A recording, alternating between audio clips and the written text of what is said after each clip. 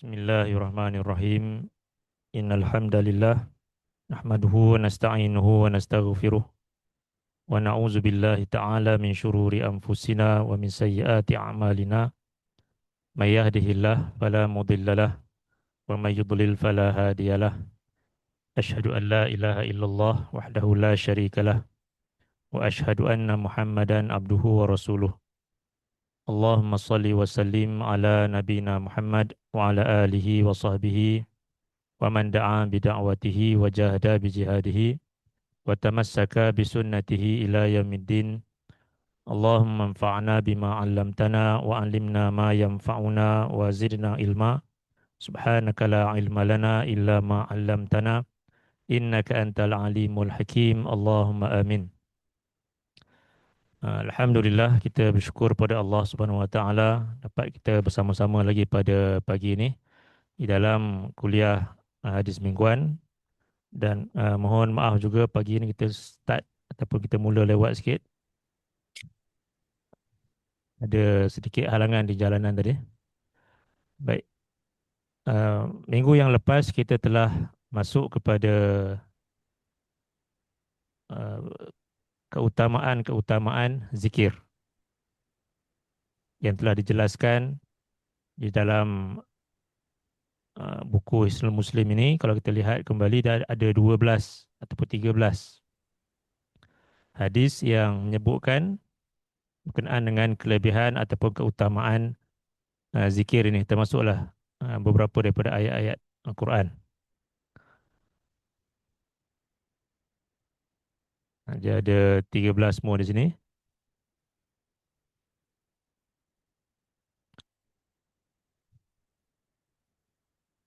Okay, kalau kita tengok kembali, beberapa ayat Quran di sini menyebutkan berkenaan dengan perintah daripada Allah. Zikir itu merupakan suatu perintah daripada Allah. Walaupun zikir ini ada zikir yang wajib, ada zikir yang sunat. Zikir yang wajib contohnya bila kita mendirikan solat, jadi bacaan-bacaan solat itu yang wajib itu juga termasuk sebahagian daripada zikir. Dan zikir itu telah jelaskan sebelum ini, dia melibatkan zikir dengan lisan, zikir dengan hati dan juga zikir dengan anggota badan. Dia bukan semata-mata lisan sahaja, tetapi dia mestilah kita ketika kita menyebutkan nama Allah itu dalam hati ataupun akal kita, kita ingat kepada Allah. Dan makna kalimah zikir itu sendiri ialah menyebut dan juga mengingati Allah. Menyebutkan dengan lisan, mengingati Allah dengan akal fikiran, dengan hati kita dan juga melalui perbuatan kita ataupun amalan soleh yang kita lakukan. Jadi zikir itu ada 3 bentuk, zikir dengan lisan, zikir dengan hati dan juga zikir dengan anggota badan, perbuatan kita. Dan ia merupakan suatu perintah daripada Allah. Kalau kita lihat di sini Allah nyatakan, okay, cuba baca ayat pertama ni.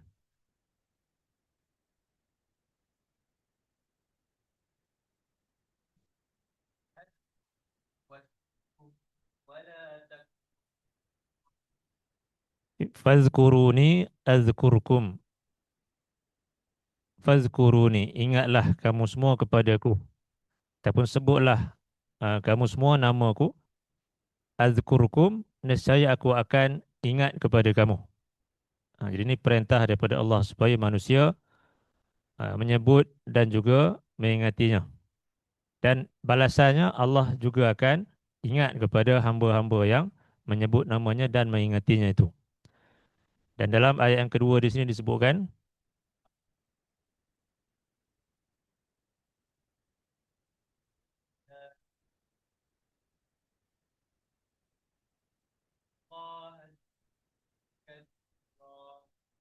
ya ayyuhallazina amanu, wahai orang-orang yang beriman, uzkurullaha, ingatlah kamu kepada Allah, sebutlah nama Allah itu zikran katsira, dengan sebutan dan ingatan yang sebanyak-banyaknya.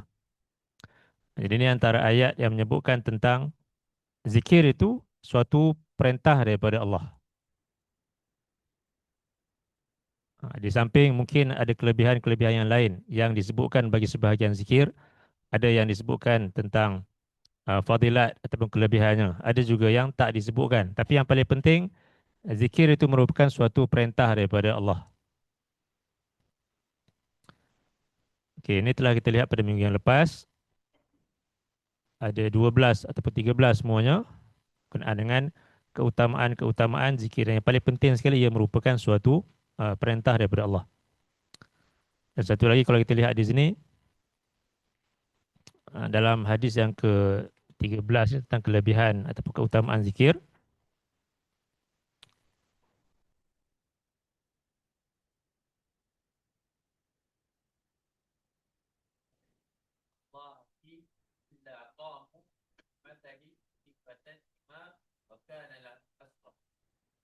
وقال صلى الله عليه وسلم ما من قوم يقومون من مجلس لا يذكرون الله فيه إلا قاموا عن مثل جيفة حمار وكان لهم حسرة. Rasulullah sallallahu alaihi wasallam bersabda, tidak ada suatu kaum yang mereka berdiri di dalam suatu majlis dan mereka tidak menyebut, tidak mengingati Allah padanya, illa qamu, melainkan mereka berdiri ketika itu an mithli jifati himar. Mereka berdiri di dalam majlis yang adanya bangkai bangkai keldai. Wa kana lahum hasrah, dan adalah bagi mereka suatu kerugian, suatu penyesalan. Jadi Nabi menyifatkan dalam hadis ini suatu majlis yang tidak ada padanya zikrullah, maka ia ibarat seperti kita menghadiri majlis yang padanya ada bangkai himar atau bangkai keldai. Dan uh, bagi mereka yang datang dalam majlis yang sebegitu, wa kana lahum hasrah, dan bagi mereka adalah penyesalan. Jadi kalau kita tanya pada seorang yang waras akal fikirannya, adakah mereka hendak pergi ke tempat-tempat yang adanya bangkai keldai, maka tentulah tidak akan ada orang yang sanggup untuk pergi ke majlis yang sebegitu. Jadi begitulah juga Nabi sebutkan, maksudnya setiap tempat, setiap majlis yang kita berada, maka hendaklah kita ingat kepada Allah, kita menyebutkan nama Allah, kita berzikir kepada Allah. Sebab itu Nabi mengajarkan sebelum kita memulakan suatu ucapan ataupun majlis, kita mulakan dengan menyebutkan nama Allah, pujian kepada Allah dan juga selawat ke atas Nabi SAW. Baik, ini tentang kelebihan-kelebihan ataupun keutamaan-keutamaan zikir. Baik, kita pergi kepada bab seterusnya, itu zikir yang pertama.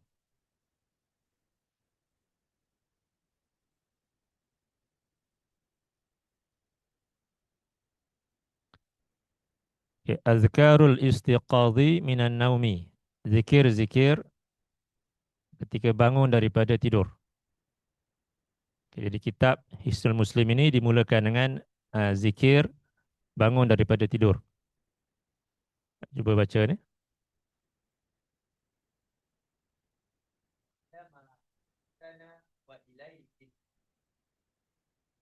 Ya, alhamdulillahillazi ahyana ba'dama amatana wa ilaihin nusyur.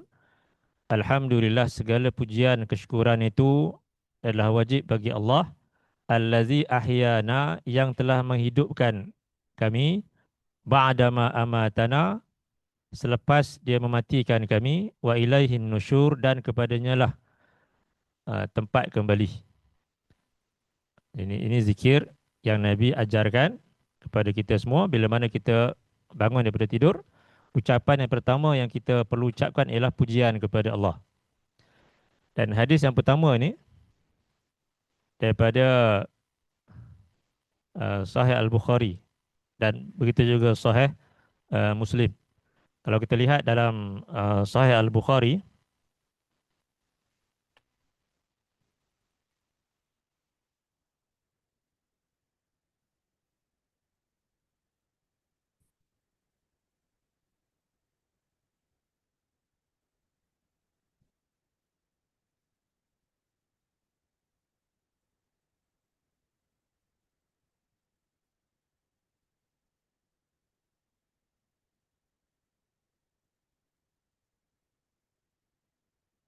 Sahih Al-Bukhari nombor 6312.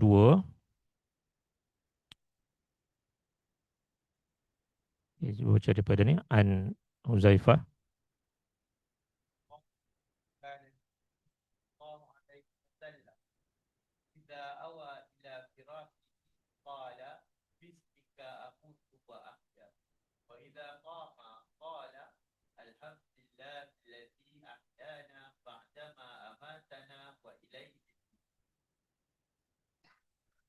An Huzaifah qala kana an-nabiy sallallahu alaihi wasallam idza awa ila firashihi qala.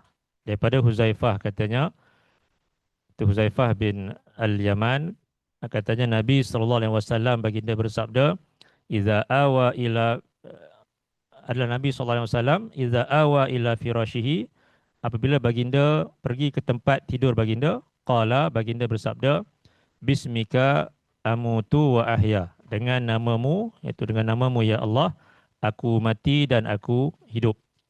Jadi ini doa tidur, doa sebelum kita tidur, ni doa yang Nabi baca. Wa iza qama, dan kemudian kata Huzaifah lagi, apabila baginda bangun daripada tidur, qala, baginda bersabda, alhamdulillahillazi ahyana ba'dama amatana wa ilaihin nusyur.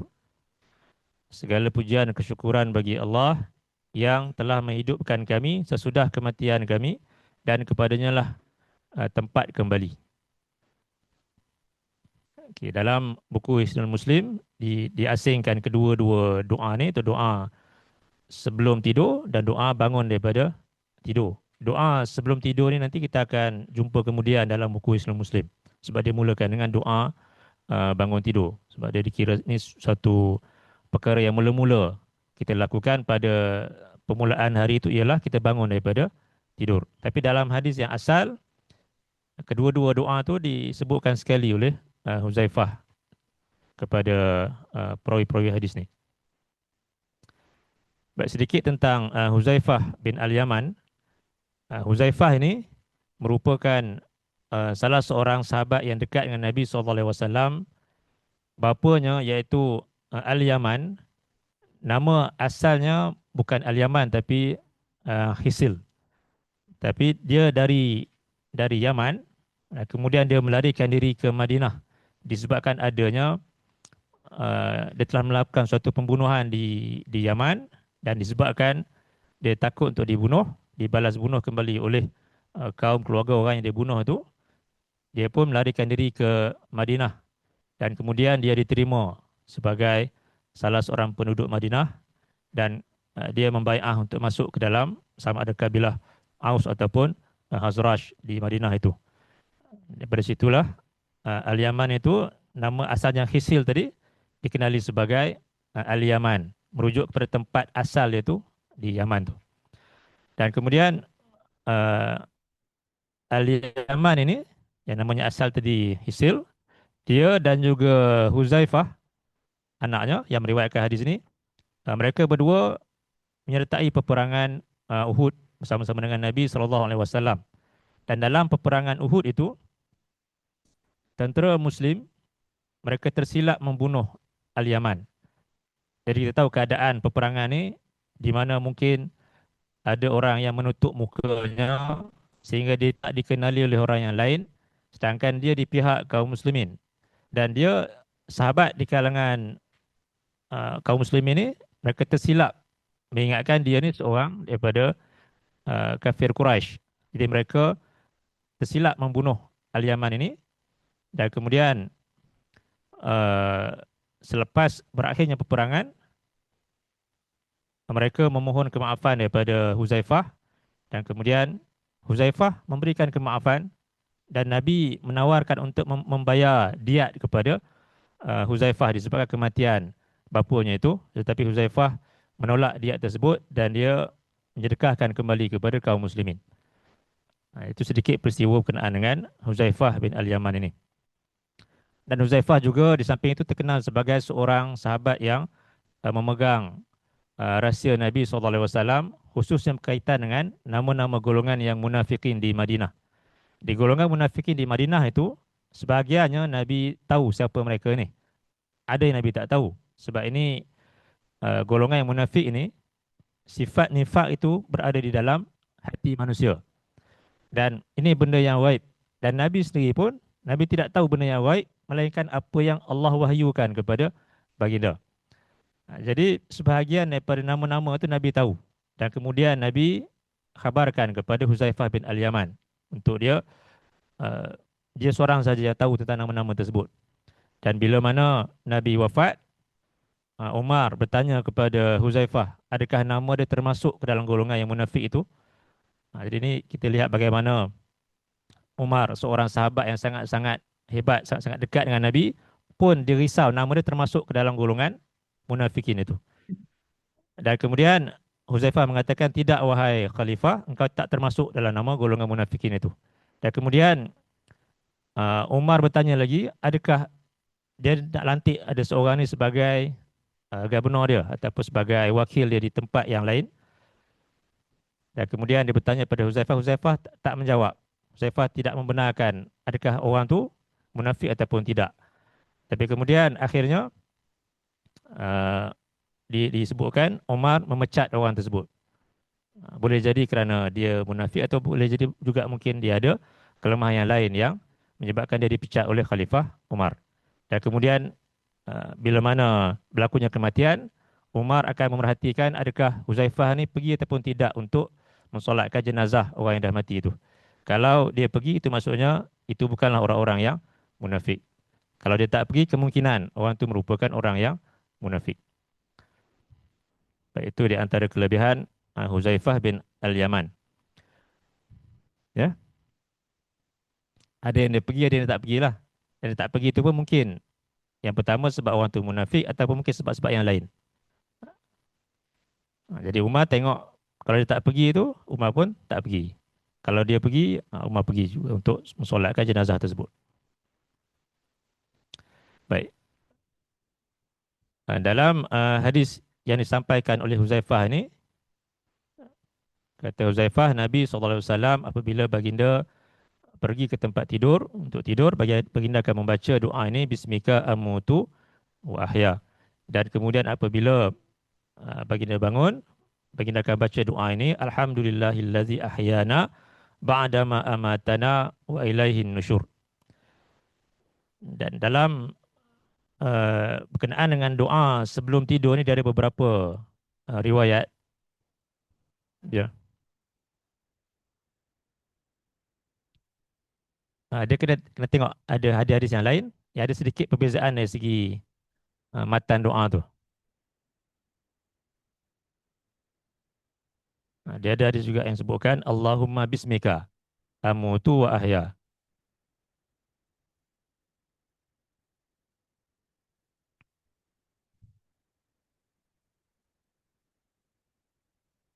Okey, dalam hadis yang seterusnya ni,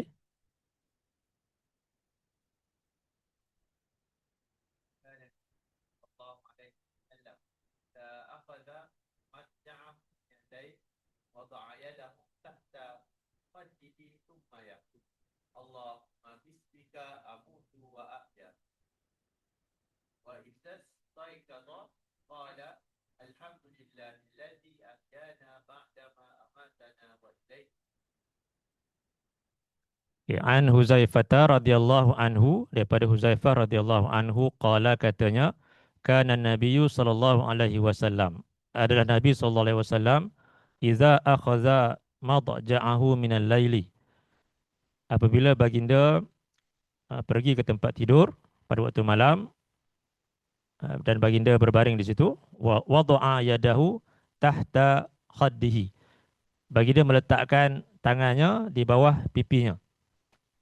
Jadi baginda, dari riwayat lain disebutkan baginda mengiring ke sebelah kanan dan kemudian meletakkan tangan tu di pipi, di bawah pipi macam ni.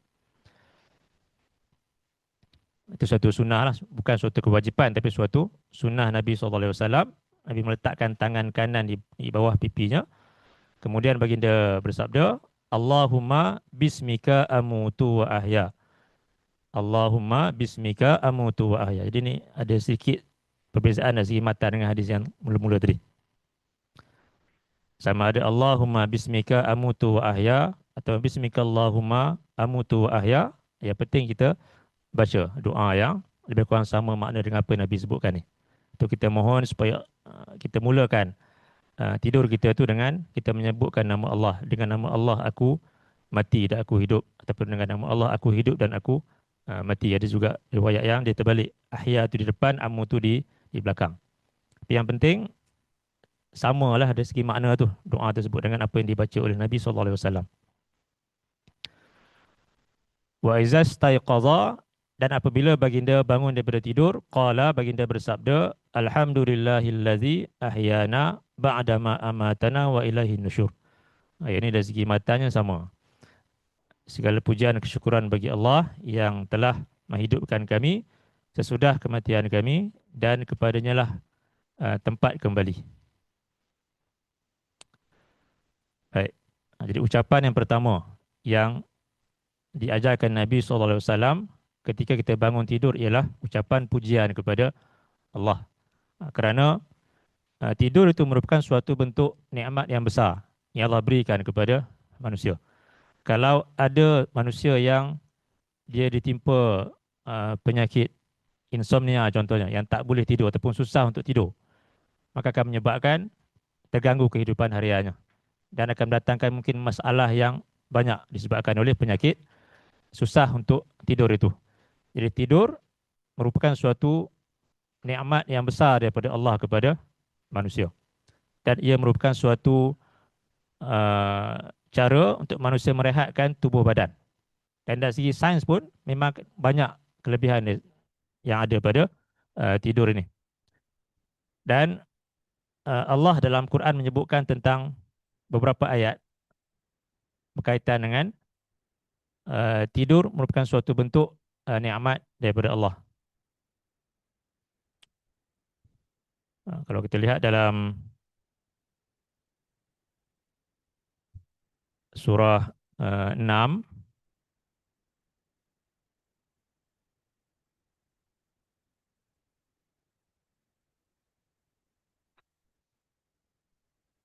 surah 6 ayat 60.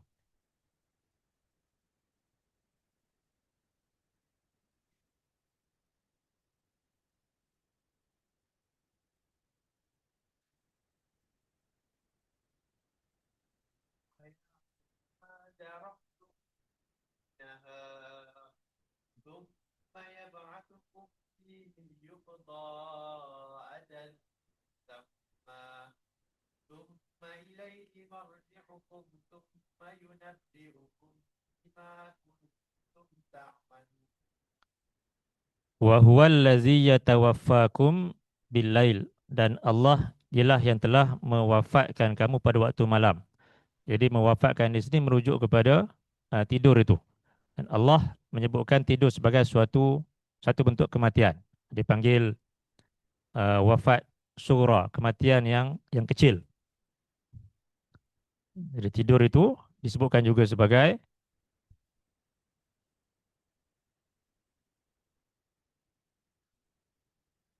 wafatu sughra, iaitu kematian yang kecil. Manakala kematian sebenar itu wafatu kubra, kematian yang besar. Di mana ada banyak persamaan di antara tidur dan juga kematian. Ketika kita tidur, kita tak sedar apa yang berlaku pada kita, dan ketika itu pergerakan kita pun mungkin terbatas. Walaupun mungkin kita bergerak sedikit, tetapi terbatas pergerakan kita. Seolah-olah kita uh, mengalami kematian ketika itu. Dan Allah pun menyebutkan di sini, Allah mewafatkan kamu pada waktu malam, iaitu kewafatan yang kecil. Dia menidurkan kamu pada waktu malam. Wa ya'lamu ma jarahtum bin nahar, dan dia mengetahui apa yang kamu usahakan pada waktu siang. Summa yab'atsukum fihi liyuqdha ajalum musamma. Kemudian dia bangkitkan kamu kembali supaya diselesaikan urusan kamu sampailah waktu yang ditentukan. Jadi kita tidur merupakan kematian yang kecil. Kemudian Allah bangkitkan kita kembali daripada tidur itu dengan mengembalikan nyawa kepada kita sampailah kepada satu tempoh yang ditentukan. Summa ilaihi marji'ukum, kemudian kepadanya lah tempat kembali kamu. Summa yunabbi'ukum bima kuntum ta'malun. Kemudian dia mengkhabarkan kepada kamu tentang apa yang kamu kerjakan. Jadi tidur merupakan suatu kematian yang kecil dan dia juga menjadi tanda bahawasanya Allah itu bila mana dia berkuasa untuk mengembalikan kita keesokan harinya untuk kita bangun dan meneruskan urusan. Begitulah juga dia berkuasa untuk menghidupkan kembali orang yang mengalami kematian yang besar itu.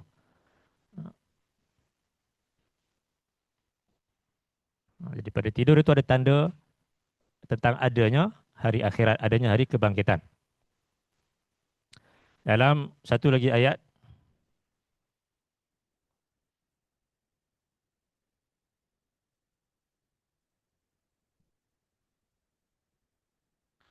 di dalam surah 28,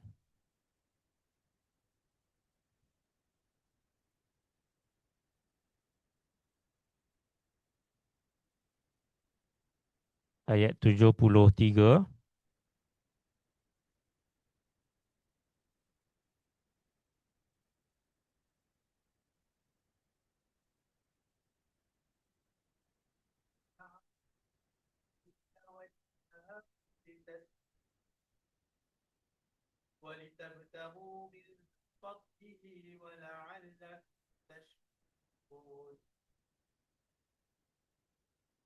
wa min rahmatihi ja'ala lakumul laila wan nahar litaskunu fih wa litabtaghu min fadlih. Dan sebahagian daripada rahmatnya dan dia menjadikan bagi kamu waktu malam dan siang. Litaskunu fihi, supaya kamu dapat untuk berehat padanya, itu pada waktu malam dengan tidur itu. Walita bertaru min fadlih, dan pada waktu siang kamu dapat untuk mencari kurniaan daripada Allah. Wala'allakum tashkurun, dan supaya kamu semua kamu bersyukur kepada Allah. Jadi di sini Allah sebutkan waktu malam dan siang itu jadi suatu nikmat daripada Allah. Waktu malam kita tidur untuk merehatkan diri kita, dan kemudian pada waktu siang waktu untuk kita bekerja mencari rezeki kurniaan daripada Allah. Dan Allah mengingatkan tentang bila mana itu suatu nikmat daripada Allah, maka wajiblah untuk kita bersyukur kepadanya. Wala'allakum tashkurun, supaya kamu semua kamu bersyukur. Jadi sebab tu ucapan Nabi ajar tadi, ucapan alhamdulillah, pujian kepada Allah, bersyukur di atas nikmat Allah ini. Dengan tidur tadi kita dapat berehat dan kemudian dimakitkan kembali untuk meneruskan urusan kita pada hari tersebut. Masih lagi ada nyawa keesokan harinya.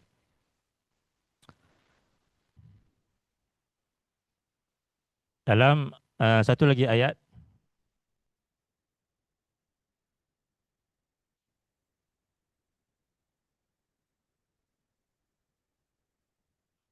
dalam surah 39,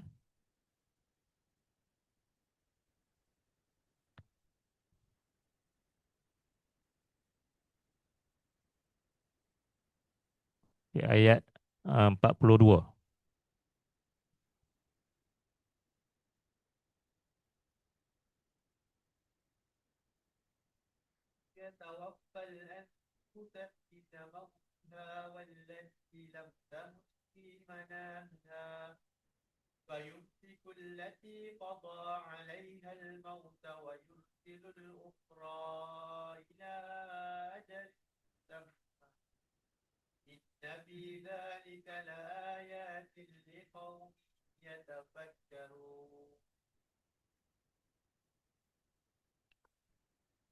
Allahu yatawaffal anfusa hina mautiha wallati lam tamut fi manamiha. Allah ialah yang mewafatkan jiwa-jiwa itu ketika kematiannya. Wallati lam tamut fi manamiha, dan juga yang tidak mati di tempat tidurnya. Fayumsikul lati qada 'alaiha al-maut, lalu dia menahan jiwa yang telah dia tentukan ke atasnya kematian. Wa yursilul ukhra ila ajalin musamma, dan dia melepaskan jiwa-jiwa yang lain kembali ila ajalin musamma, kepada waktu yang ditentukan. Inna fi zalika laayatin liqaumin yatafakkarun. Sesungguhnya pada yang demikian itu benar-benar terdapat tanda-tanda kekuasaan Allah bagi kaum yang mereka menggunakan fikiran mereka. Jadi Allah sebutkan di sini Allah mewafatkan jiwa ketika kematiannya, dan kemudian juga ketika tidur itu tidak ada yang tidur terus nyawanya hilang daripada badan dan tidak kembali lagi. Ada juga yang dia tidur, nyawanya mungkin ataupun ruhnya itu keluar sementara dan kemudian kembali balik kepada tubuh badannya. Disebutkan di sini, fayumsikul lati qada 'alaiha al-maut. Allah dia menahan jiwa yang ditentukan ke atasnya kematian. Orang yang tidur tadi, kalau sampai waktu ajalnya, maka ruhnya tidak akan kembali balik kepada tubuh badannya. Tapi sebagai yang lain, wa yursilul ukhra, Allah hantarkan kembali ruh tersebut ila ajalin musamma, sampai kepada waktu yang ditentukan. Dan pada peristiwa ini, pada peristiwa tidur, ada yang mati kemudiannya selepas tidur itu, ataupun ada yang kembali balik untuk hidup pada keesokan harinya. La ayatin liqaumin yatafakkarun. Terdapat tanda-tanda kekuasaan Allah bagi kaum yang mereka menggunakan fikiran mereka. Okay, baik. Jadi Allah menyebutkan di sini, tidur itu merupakan suatu bentuk nikmat daripada Allah, yang nikmat yang besar yang dapat untuk memberikan kebaikan yang banyak kepada manusia. Kita kembali kepada hadis tadi.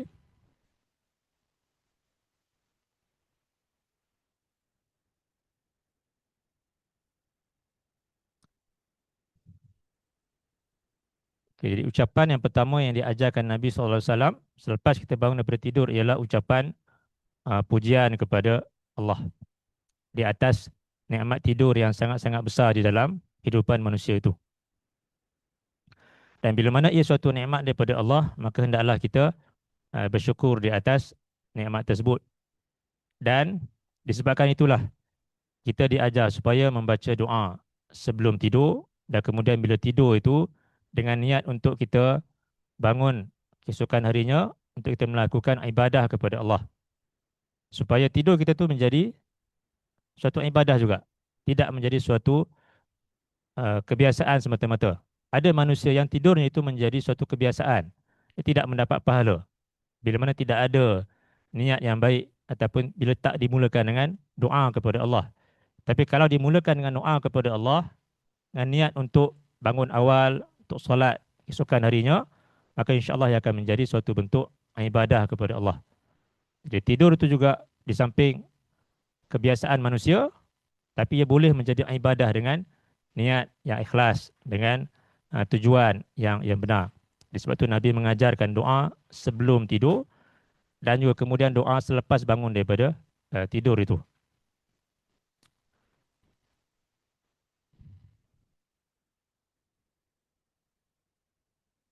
Okay, kemudian dalam hadis yang kedua, ini juga doa bangun daripada tidur ataupun zikir bangun daripada tidur. Di samping ini yang biasa kita baca mungkin yang ini, yang pertama ni. Tapi ada juga yang lain. Hadis yang kedua ni, cuba baca.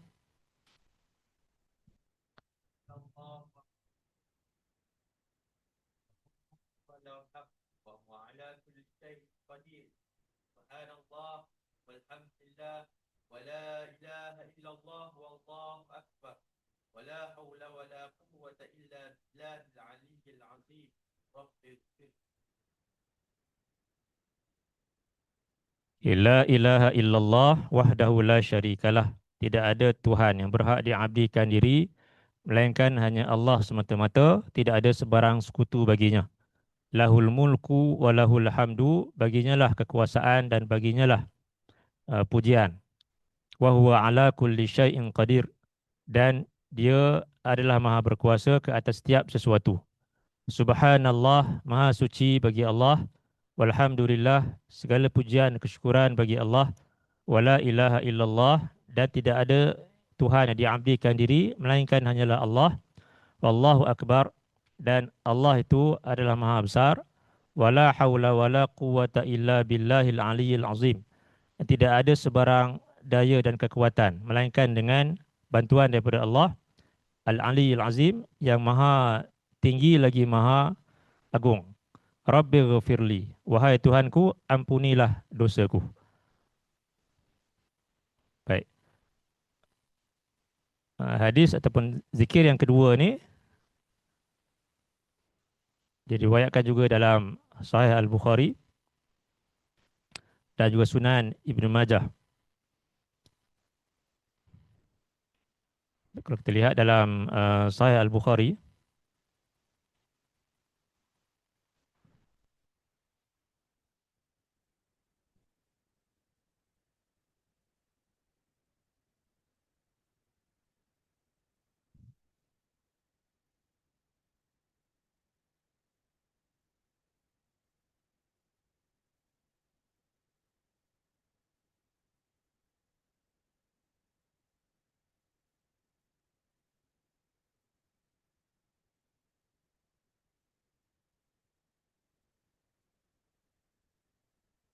okay, cuba baca daripada ni.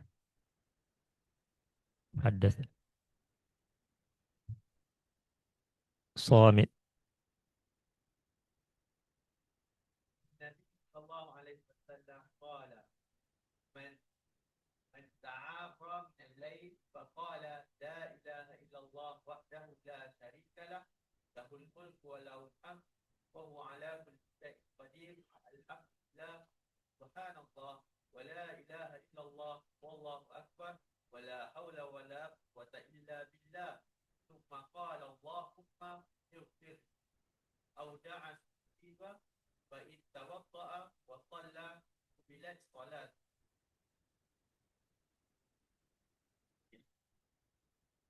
Haddatsani Ubadah bin As-Samiti anin Nabi sallallahu alaihi wasallam qala.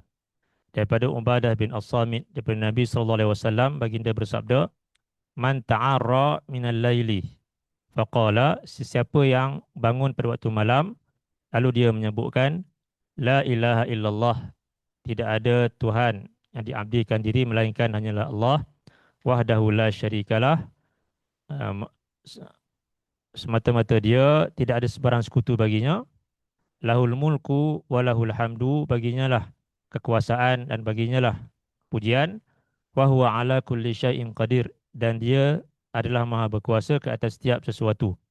Alhamdulillah, segala pujian kesyukuran itu bagi Allah, wa subhanallah, maha suci bagi Allah, wala ilaha illallah, dan tidak ada Tuhan yang diabdikan diri melainkan hanyalah Allah. Allahu akbar, dan Allah itu adalah maha besar. Wala haula wala quwwata illa billah, dan tidak ada sebarang daya dan kekuatan melainkan dengan pertolongan daripada Allah. Thumma qala, kemudian dia berkata, Allahumma ghafirli, ya Allah, ampunilah dosaku. Au da'a, ataupun ni tambahan dalam, kalau buku Islam Muslim tadi dia tak disebutkan yang ni. Kalau tengok balik buku Islam Muslim, dia sebutkan zikir itu wala haula wala quwata illa billahil azim, rabbi ghafirli.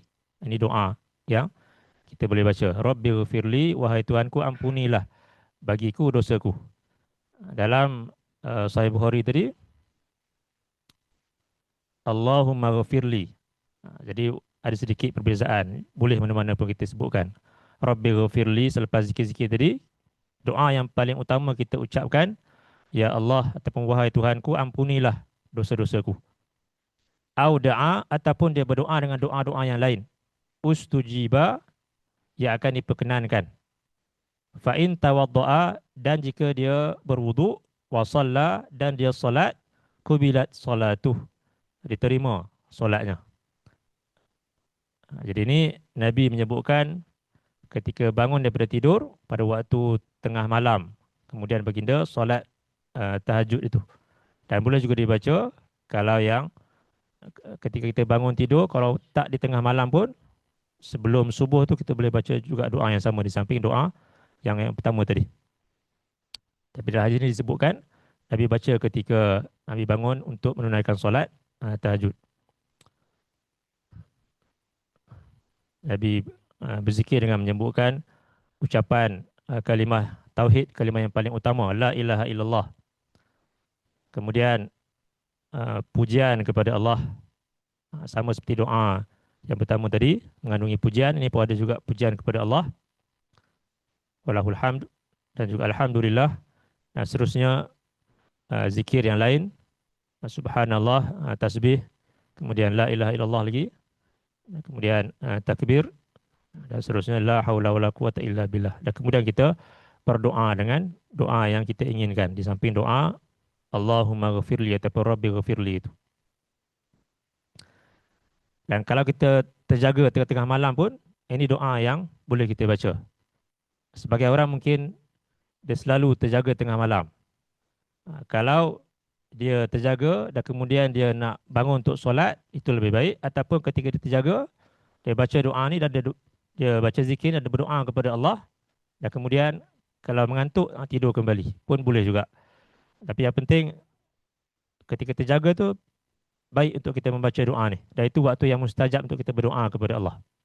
Disebutkan di sini, bila berdoa akan diperkenankan pada waktu itu.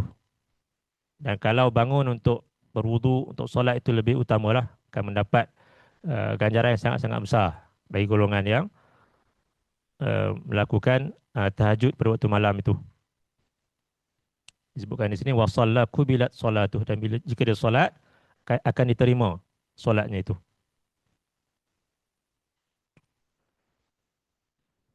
Baik, dalam satu lagi riwayat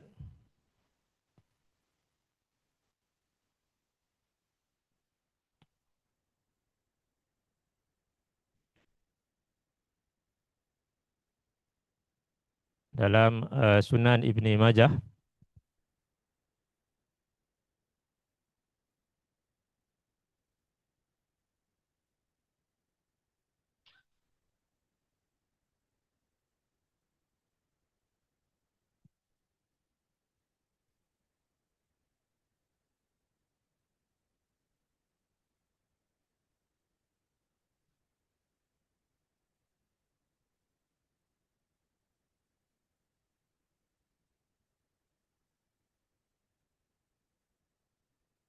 okey, saya baca.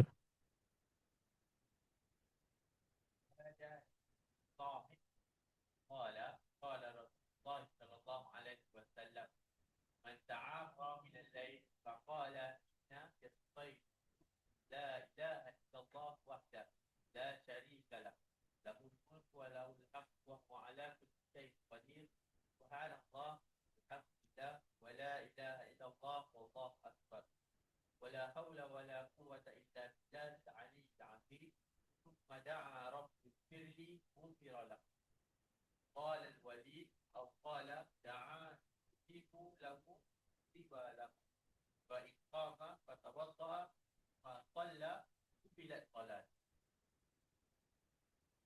An Ubadah bin Samiti qala qala Rasulullah sallallahu alaihi wasallam man ta'arra minal laili faqala hina yastayqidhu, siapa yang bangun pada waktu malam lalu dia mengucapkan ketika dia bangun itu la ilaha illallah wahdahu la syarikalah lahul mulku wa lahul hamdu wa huwa ala kulli syai'in qadir, subhanallah walhamdulillah wa la ilaha illallah wallahu akbar wa la hawla wa la quwwata illa billahil aliyyil azim.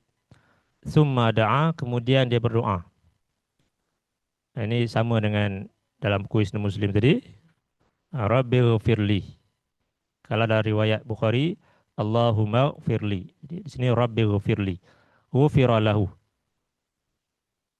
Nabi sebutkan, jika dia mengucapkan zikir-zikir ini, kemudian dia berdoa kepada Allah dengan doa Rabbi ghafirli, ghufira lahu, dia akan diampunkan dosanya. Qala al-walidu, kata al-walid iaitu perawi hadis ni.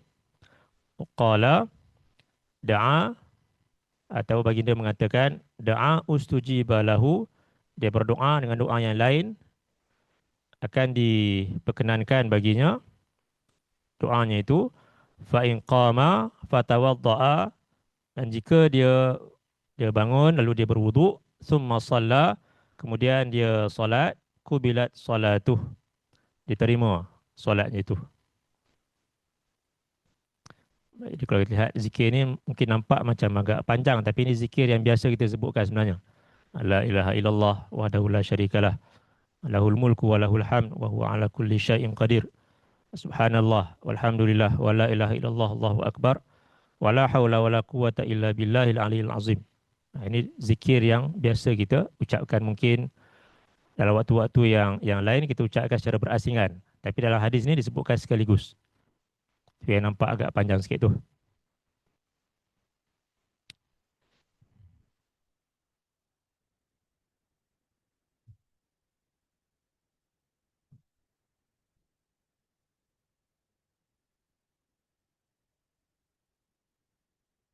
Okay, baik. Kemudian hadis yang seterusnya, ini juga doa bangun daripada tidur. Doa yang ketiga.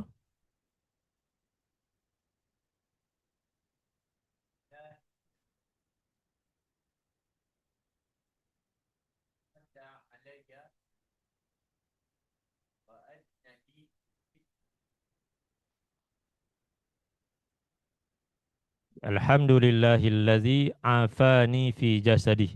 Segala pujian kesyukuran bagi Allah yang telah mengurniakan kesihatan pada tubuh badanku, wa radda alayya ruhi, dan yang telah mengembalikan kepadaku rohku, wa azina li bi zikrihi, dan yang mengizinkan aku untuk ingat kepadanya.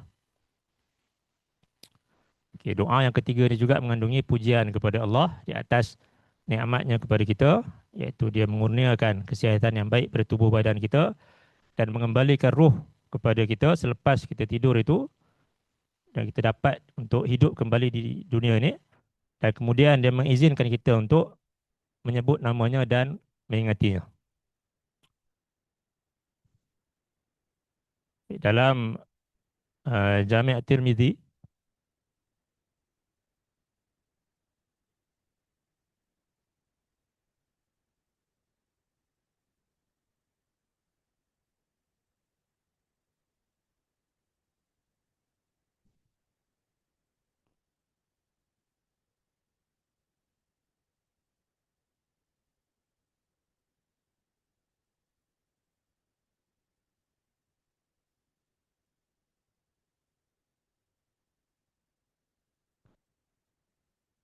okay,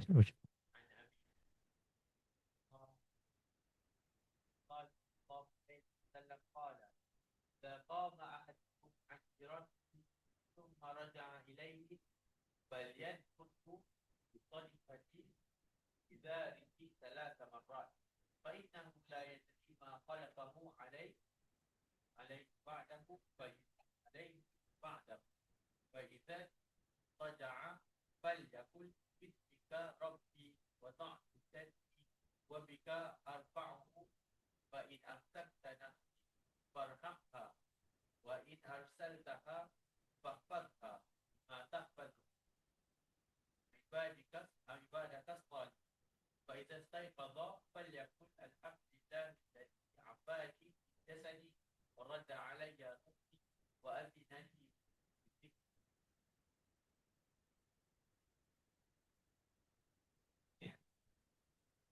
An Abi Hurairah radhiyallahu anhu, daripada Abi Hurairah radhiyallahu anna Rasulullah sallallahu alaihi wasallam qala, bahwasanya Rasulullah sallallahu alaihi wasallam baginda bersabda,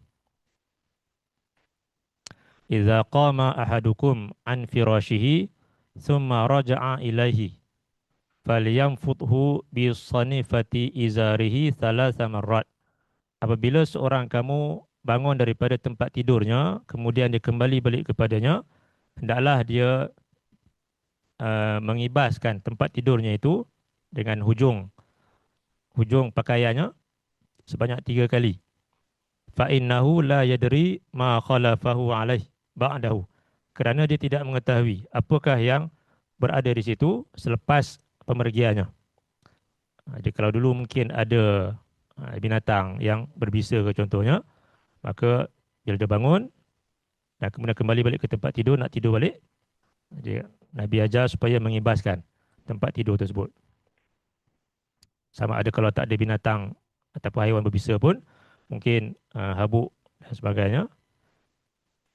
Maka ini juga suatu sunnah Nabi SAW. Faizat taja'ah.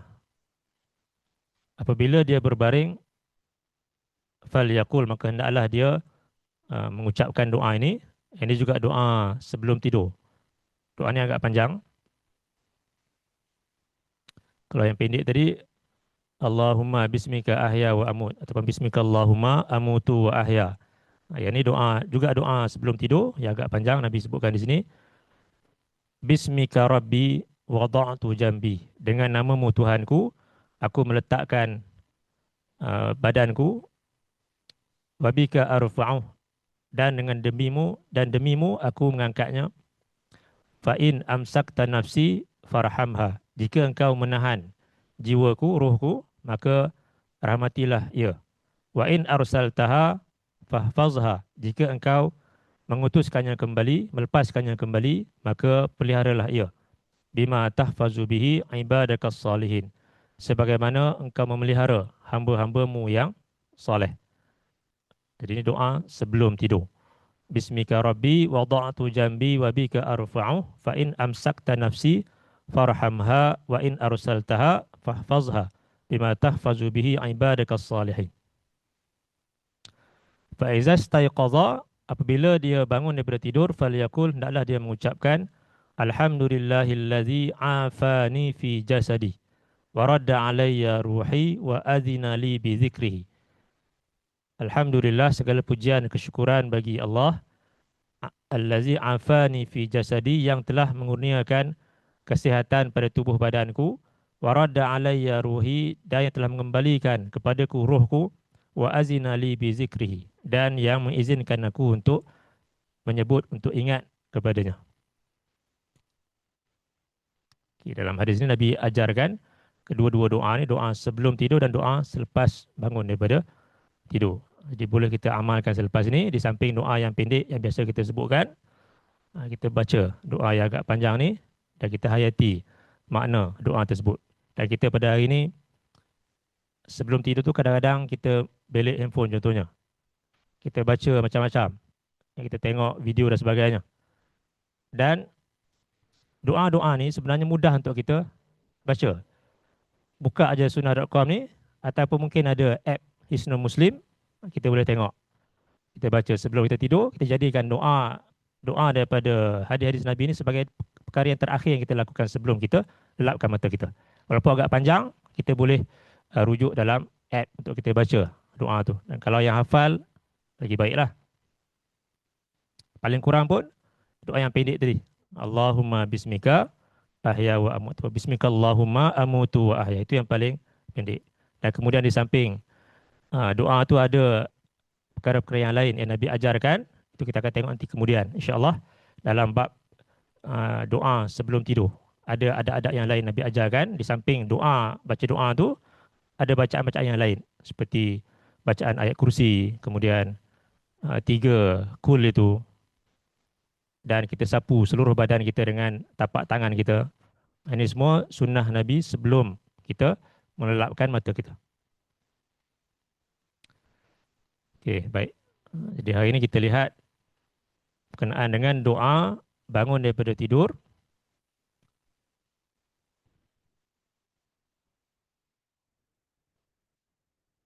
Dia ada 4 semuanya.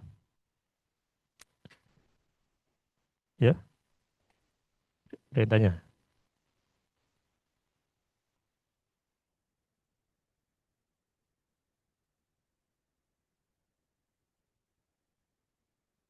Hadis ke berapa? Ini kalau dalam Hisnul Muslim,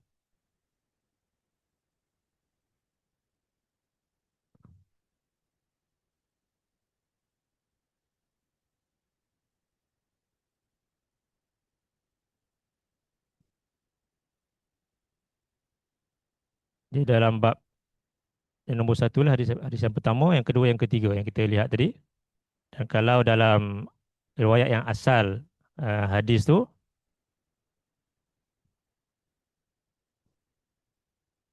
dia ada dalam Al-Bukhari dan juga Muslim juga ada disebutkan di sini. Nombor hadis tu.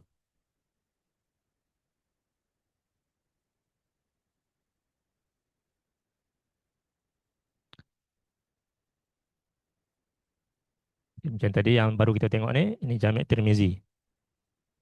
Nombor 3401.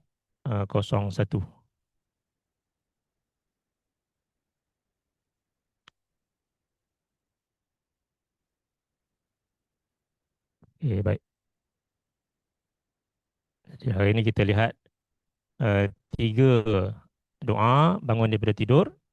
Hadis yang pertama, yang kedua dan yang ketiga, dan ada satu lagi hadis. Ini daripada ayat Quran lah.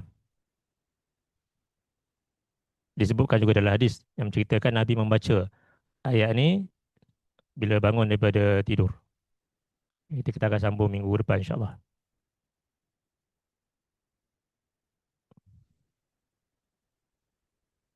Okay, ada yang tanya tadi.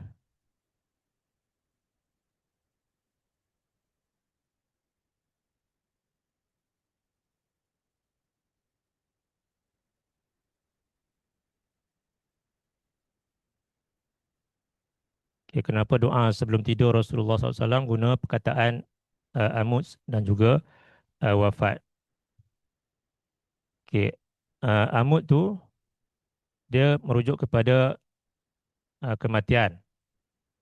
Wafat tu di samping kematian dia ada makna-makna yang lain.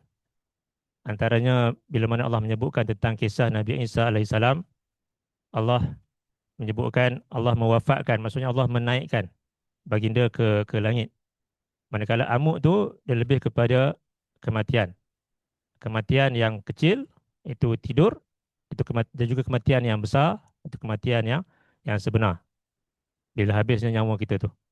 Dalam doa tadi Nabi sebutkan kalimah amu tu, jadi itulah kalimah yang patut kita gunakan di dalam doa kita. Walaupun mungkin kalimah wafat tu ada makna yang sama dengan kalimah amut, tapi bila Nabi gunakan kalimah amut itu maksudnya itulah lafaz yang lebih utama untuk kita gunakan. Dan dari segi makna, wafat tu dia lebih umum, lebih banyak makna daripada kalimah amut tu, dan amut tu lebih kepada kematian yang kecil atau kematian yang besar tadi, iaitu tidur dan juga hilangnya nyawa daripada badan. Dan kemudian tadi firas dengan izar. Firas tu merujuk kepada tempat tidur tilam tu ataupun katil. Izar tu pula merujuk kepada pakaian. Pakaian, kibaskan pakaian. Hujung pakaian tu kita gunakan pakaian kita ataupun selimut kita tu kita kibaskan. Firash tempat tidur kita tu. Okay, kalau tak ada binatang pun mungkin ada rambut, ada debu, ada habuk dan sebagainya. Okay, jadi insyaAllah kita akan sambung doa yang keempat daripada ayat Quran dan juga disebutkan dalam hadis Nabi ini. Kenaan dengan doa bangun daripada tidur, itu bacaan daripada surah Ali Imran. Kita akan sambung minggu depan insyaAllah.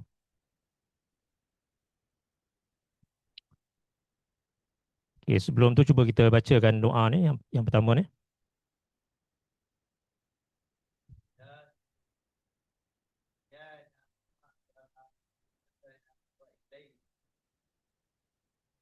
Okay, semua ikut sekali baca.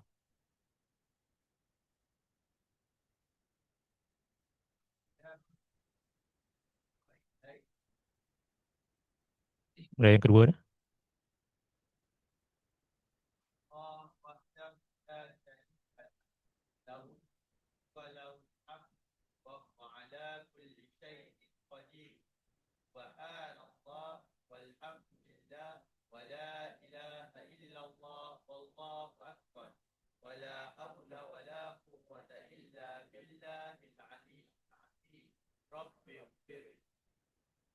Okay, satu lagi.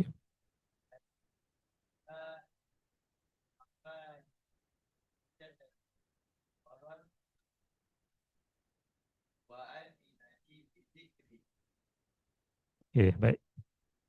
Jadi untuk pagi ni setakat ini dulu. Mudah-mudahan dapat kita ambil sikit sebanyak manfaat daripada hadis-hadis ni dan dapat kita amalkan dalam kehidupan kita. Itu doa bangun daripada tidur. Qulu qawli hadza wa astaghfirullahal azim li wa lakum. Allahumma ja'al hadza jam'ana jam'an marhuma wa tafarruqana min ba'dihi tafarruqan ma'suma. Allahumma inna nas'aluka ilman nafi'a wa rizqan tayyiba wa amalan mutaqabbala. Subhanakallahumma wa bihamdika nashhadu an la ilaha illa anta wa nastaghfiruka wa natubu ilaik. Wa sallallahu ala nabiyyina Muhammad wa ala alihi wa sahbihi wa sallam. Walhamdulillahi rabbil alamin. Allahumma amin. Assalamualaikum warahmatullahi wabarakatuh.